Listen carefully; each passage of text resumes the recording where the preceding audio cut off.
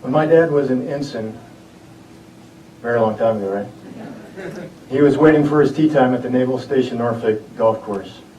The group ahead of him had not yet teed off. They were waiting on their fourth, and in fact, their fourth was a no-show. They asked my dad to join this group. It turns out one of the members of that group was the admiral in command of what today is called NAVFAC Atlantic. Fast forward to July 1986.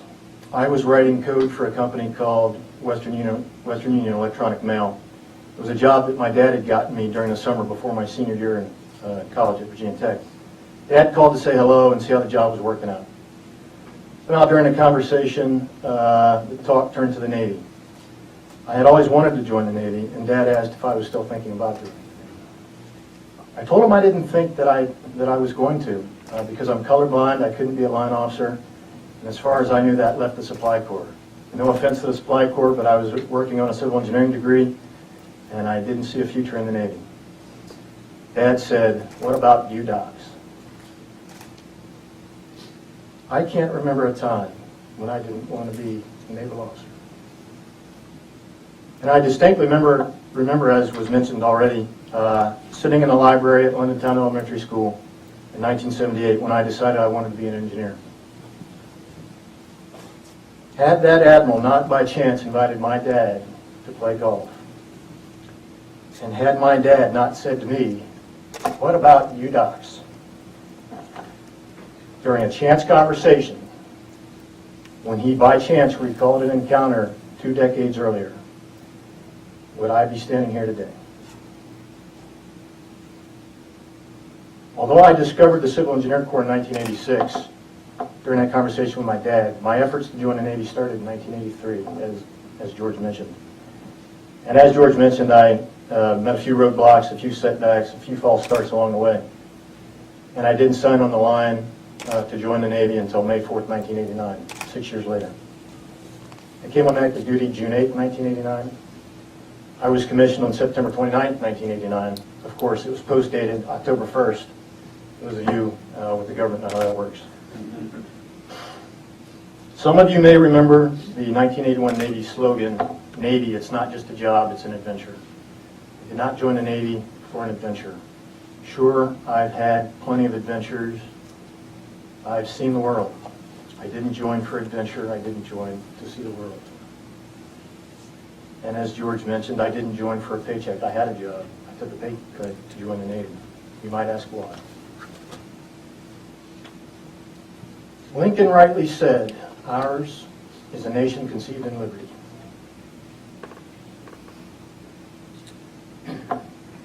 My parents and my grandparents, and even some close friends who are here today, including Mr. Stacy, instilled in me through their example a deep love,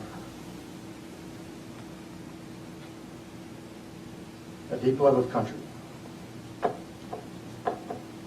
I think everyone is familiar with the Reagan quote, "Freedom is never more than one generation away from extinction." Reagan also called the United States the last best hope on earth, and I wholeheartedly believe in the founding principles of our nation, and I believe they're as valid today and as applicable today as they were 2.5 centuries ago. This is why I joined the Navy.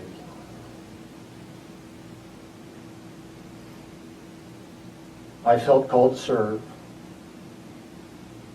in defense of liberty, to preserve a form of government,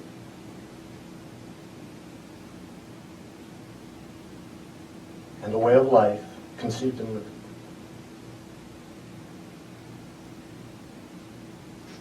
Admiral, thanks for being here today. Thanks for hosting. Thanks for your kind words, and I agree wholeheartedly with your sentiment. While you folks are here to congratulate me, the ceremony is not about Steve Sims. It is for and about the tradition of the United States Navy. And I thank you, Admiral, for your service and your leadership. General Owens, thank you for being here today, sir. I really appreciate it. You're one of my favorite bosses. I've obviously had a few, and I have a few favorites, and you're one of them. I'd like to thank you all for being here today. Honestly, I'd like to call each of you out by name and thank you personally for being here, but in the interest of time, I certainly won't do that. I won't waste time. Not that it would be a waste, but I won't take time mentioning names. I know some of you deferred important tasks and events to be here with me today. I know some of you traveled very long distances or got up very early to travel to get here this morning from where you live. And I thank you all for taking part with me in this bit of naval tradition. There are a number of people I'd also like to thank, people whom I worked with in every assignment at every duty station over the last 2.5 decades. Again, I won't mention them by name, but I'm thankful for having known every one of them. I would not be here but for their contributions to my success and for their encouragement and support. Having saved a little time, I do need to thank a few people by name. I want to thank the folks that helped me specifically with today. I want to thank the color guard who's already left, but also Boats and the bell ringer, and I appreciate your service. And while you're not out at sea getting the job done, you're still getting a job and you're doing an important task for the nation and the Navy. I want to thank Grady Donovan, Kim Cottle, Dan Stoddard, Jenny Bueno, and Kathy Donovan, who helped behind the scenes. I want to thank Greg Miller, Grady Donovan, Matt Manskar, Marcel Duplanche, Gareth Montgomery, who are assisting during the ceremony today and helping make this a wonderful ceremony and contribution to Navy tradition. I want to thank Jude Fernand, Tabitha Pierce-Jala, again Grady Donovan, Matt Manskar, Jason Terry, and my brother-in-law John Phillips, who came from South Carolina just to do this for me today. And you honor me with your presence as a joint service contingent of side boys. Sheila, Mike, and Mark, thank you as well. Rudy and Meredith, thank you. You know, we have chaplains in the Navy, but it means so much more that you're here today. I especially want to thank Dale and Lisa. My wife didn't know that Lisa was going to participate today, but I thought it was very important. As Dale said, we've known each other since July 1993, 20 years. We're going to go out for an anniversary dinner. We're that close. Our oldest children were born just 6 months apart at the U.S. Naval Hospital in Pozzuoli, Italy. We crossed paths time and again as the Navy moved us around, and I think as the good Lord brought us back together.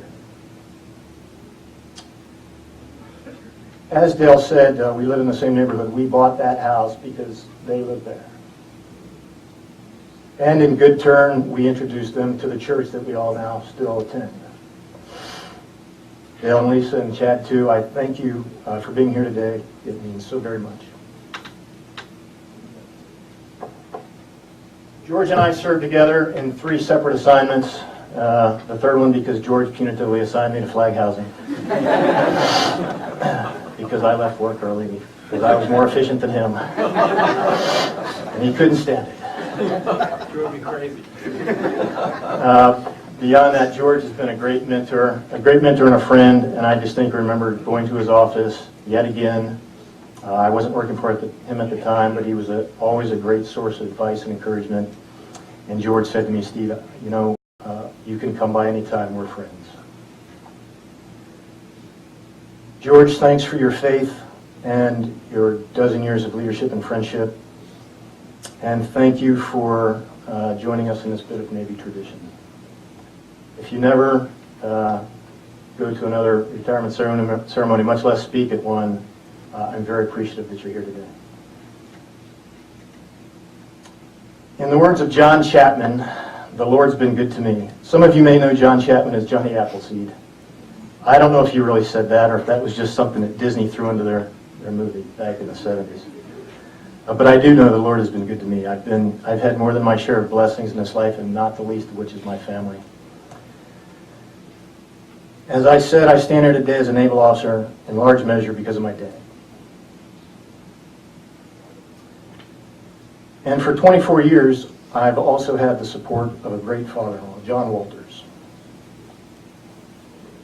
John shares my values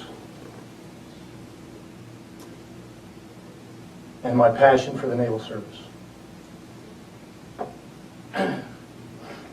I had 2 flags flown, one each on their behalf recently. and they will be presented now. John fell ill last week, so he's not here this day. He is on the mend, but he wasn't able to travel. His flag will be accepted by Caroline on his behalf and will be delivered to him along with a video of this ceremony. Dad, your flag was flown over Naval Station Newport, Rhode Island, where you were commissioned. It's being presented to you by Lieutenant Matt Manskar. Matt personally delivered this flag for me to Newport, had it flown, and delivered it back to me so that we could have it for you here today. Caroline's dad was a P2 and P3 navigator. He flew in the Pacific Theater. He flew combat missions over Vietnam and flew weather missions into the heart of typhoons. His flag presented to Caroline on his behalf was flown over Naval Base Guam. I'm also fortunate to have a great mother who supported me in everything I've ever done. Mom, thank you so very much. I cannot repay. I'm triply blessed. I have a great mother, but I have a great stepmother, and I have a great mother-in-law. I have no mother-in-law jokes. I have the best mother-in-law. While only a modest and symbolic gift, please accept these flowers as token of my love and appreciation. Flowers are also being delivered today to my mother-in-law in Blairsville, Georgia.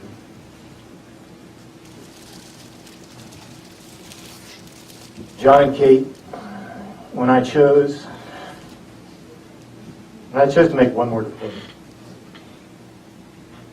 deployment, 16 long months away from home, rather than retire in 2009, you could not have been more supportive. There were no complaints. There was no whining. There were no pleas for me to change my mind.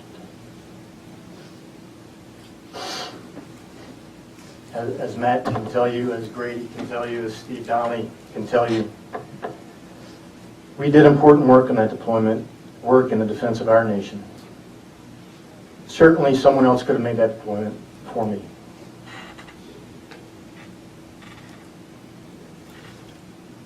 But it was important that I not leave that work to someone else.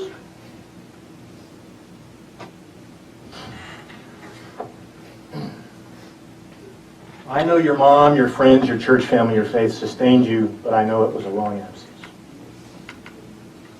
My son is receiving today a pocket knife. And when I was growing up, just about every kid at the age of 10 or 12 had a pocket knife. I remember my dad telling me that a gentleman carries a pocket knife, at least in the South. Can't say anything about all you carpetbaggers up there. In the South, we carried a knife. My son is also an Eagle Scout, and as such, he's prepared. He's already got a pocket knife, but I thought you could use one more. This pocket knife has a ceramic blade that should never need sharpening, ensuring you're always prepared.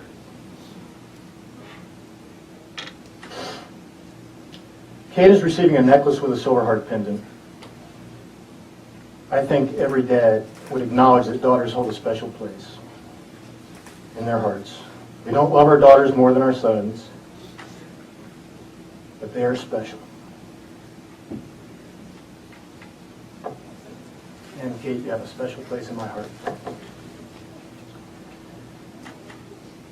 Now, I don't know if you all believe in miracles. I believe in miracles. I think it's a miracle that I managed to finally get into the Navy.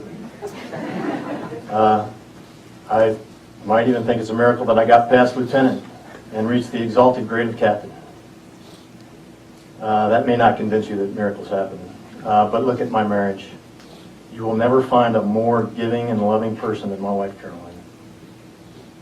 She doesn't wear it on her sleeve. She doesn't make a show of it.